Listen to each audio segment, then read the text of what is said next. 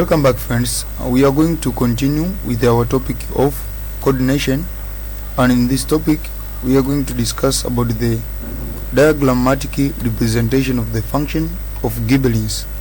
So as we said in the previous session, and we discussed about the function of Gibbellerins in the plant's body.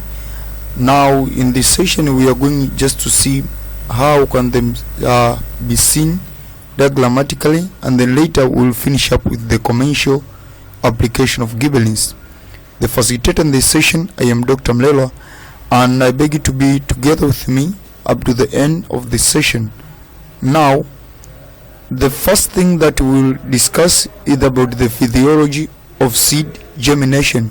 We said one among the function of Gibbellerins is that it breaks seed dormants. Now what Gibbellerins does in the seed in order to break seed dormants? As we said, one among the most common type of Gibbellerins is gibberellic acid, and we have the variety of gibberellic acid. One among them is GA3, which is gibberellic acid 3. Now here we have the endosperm of the seed, and here is the embryo, and here is the endosperm. The endosperm tend to store food, and the embryo is the part where the radicle and the epicotyle tend to grow, and then these will result later into the growth of a root and then shoot.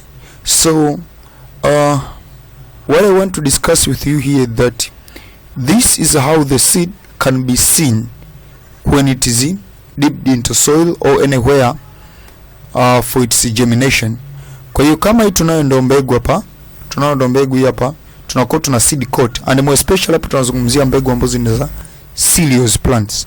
So for example, taking an example, hii ni mbegu ya muhindi au ya mchele au ya ya mpunga au ya ngano au mtama. Kwa tunakuwa tuna endosperm, kwa sababu kwenye seeds such as dicotyledonous plants we don't have endosperm, but we have cotyledons. However, cotyledons, they can function as how the endosperm they function to store food. Kwa hiyo sasa tunakuwa tuna seed coat hapa.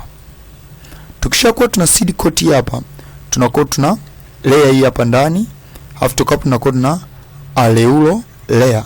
Tukishakuwa na aleulo layer, within aleulo layer we have endosperm. Sasa tunakuwa tuna water outside, na ndio maana seed haiwezi kugerminate without water. So water ikipenya kuingia ndani, ikifika kwenye embryo, water inakutana na gibberellic acid. Now gibberellic acid, this is the hormone tend to stimulate the multiplication or the transcription of DNA into messenger RNA. So transcription of DNA into messenger RNA is stimulated by the gibberellic acid. Kwa kama hii seed ilikuwa iwezi kuota, if it is dipped, tukiziloweka kama mbegu kwenye gibberellic acid for some hours, then tukaenda kuzipanda, zitaota. Kwa sababu gani? Gibberellic acid ita stimulate DNA iweze kufanya transcription into messenger RNA. Messenger RNA ikishafanywa transcription, ataenda kufanywa translation ya messenger RNA, ita result into production of a protein sequence, and this protein which is produced here, it is an enzyme.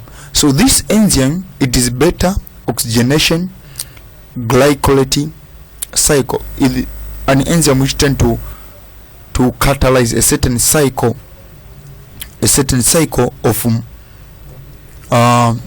of catabolism in the seed. Also another DNA will form RNA, and this RNA will form alpha amylase. Alpha amylase will tend to catalyze the digestion. As we know, alpha amylase tend to catalyze the digestion of starch into maltose. So starch will be catalyzed into sugar, and this sugar will be used in respiration. This is very important because seed cannot germinate in absence of sugar. Sugar tend to provide the energy in the form of ATP, which is very important in the physiology of seed germination. We'll discuss this mechanism again when we'll be talking of the growth topic, which is form 6 topic, but it is very important even to understand basic mechanism of functioning of the Gibbellerins in this topic. Now again, here we have the seed, and as you can see, the entry of water into an embryo.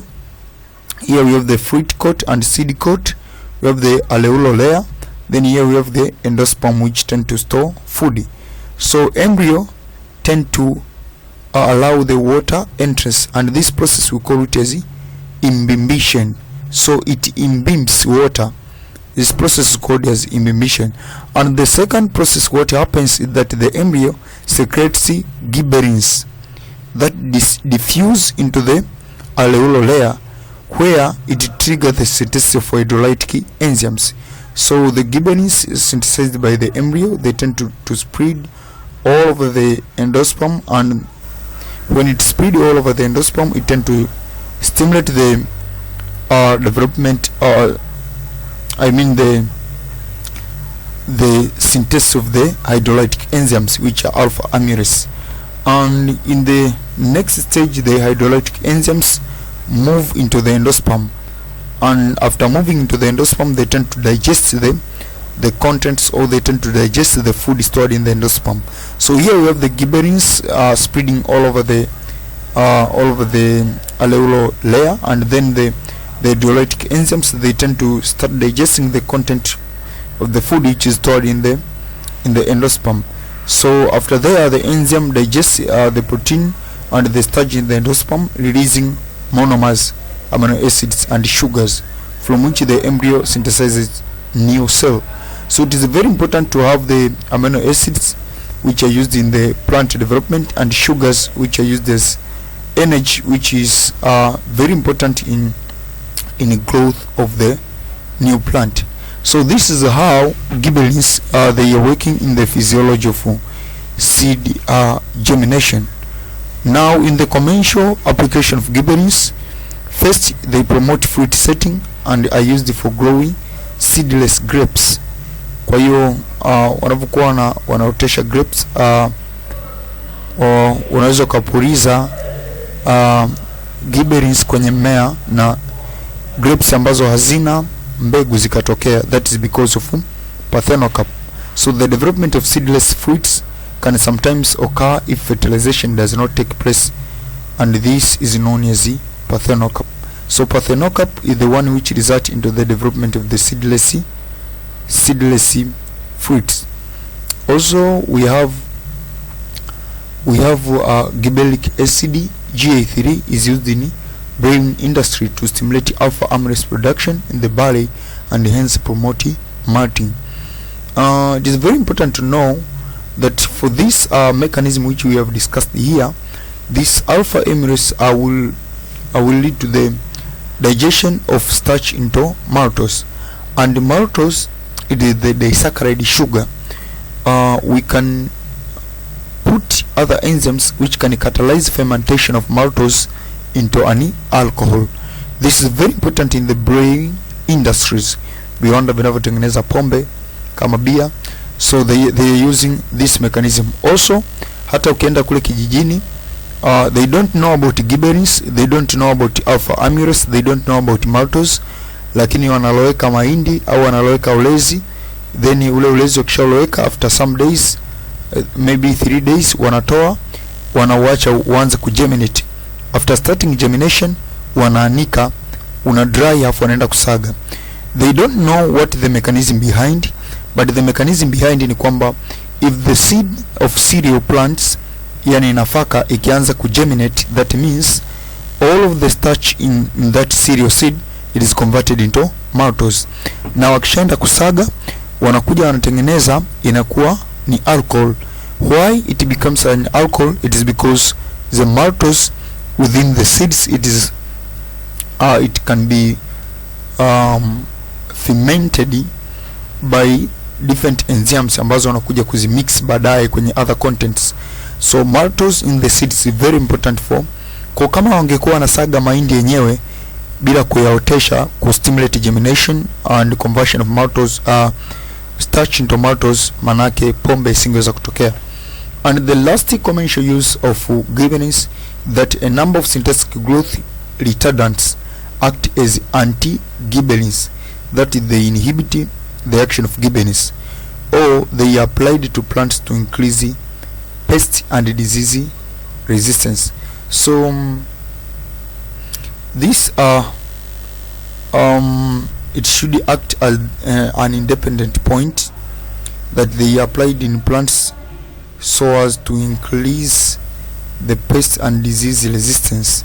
It should act as an independent point. But in this third point is that most of the materials which tend to inhibit the growth of plants, they act on gibbelins, so they stop the function of gibbelins, or they inhibit gibbelins, and by inhibiting gibbelins they tend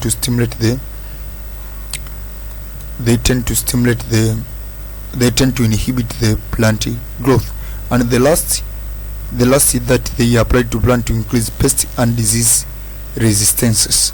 So if the plant is applied with gibbelins, it tend to increase its pest and disease resistance. Thank you everybody. Don't forget to subscribe the channel and to share this video to a fellow student.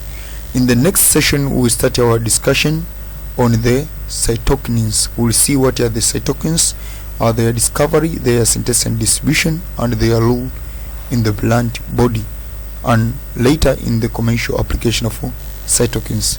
Thank you everybody. Let me wish you nice studies.